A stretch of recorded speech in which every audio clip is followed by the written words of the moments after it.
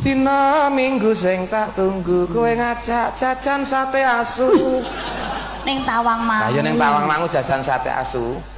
Mangkeloni. Mangkel aku mangkel. Lah ya mangkel gak dikeloni ngono. Apa sebabnya diarani rodo? Rodo kuwi loro kudu padha. Nek sitoke bunder, sitoke kotak-kotak. Ora iso mlaku. Makane diarani Rodo. Kaya iso pinter lho. Aku mbuh. Lah, sing cilik-cilik kok diarani ruji. Ruji diwiru siji-siji. Lah kok diwiru siji-siji? Lah nek dikempule dadi sitoke ya iso munyer. Oh iya ya. Ya ngono ya. Iya.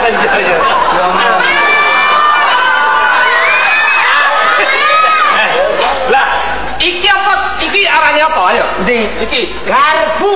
apa sampe jane karbu? Nek gak mbegar gak iso mlebu.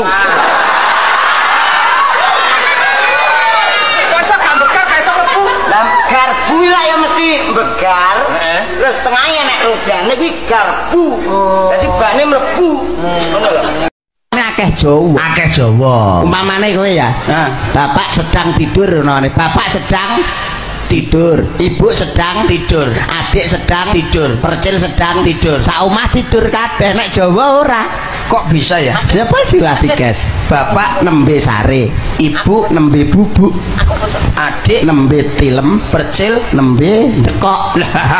Tak tapuk lambemu tenan yo padha sare. Mangan ya ngono. Mangan pokoknya Bapak sedang makan, ibu sedang makan, adik sedang makan, percil sedang makan. Makan kabeh. Oh iya ya bos ya. Nek Jawa Kucing ora. pun makan ya angkot wae. Tak Jawa, Bapak nembe dahar, terus adik nembe maem, aku nembe mbadok. Dadi lho Mas. wah aku kok Enek urut-urutane dhewe. Urut-urutan kasta. Wah, aku kan Kasta.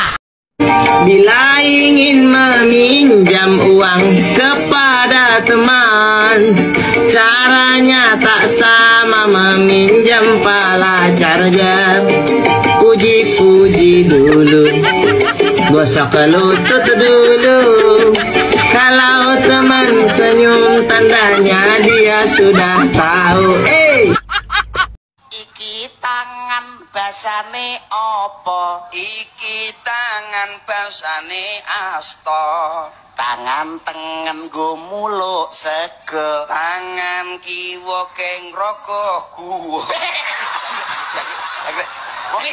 Kasih makanan bergizi Dan kungkuman wesi. kuat modal. Bocah cilik go beni kungkuman besi modal. Enggak kuat.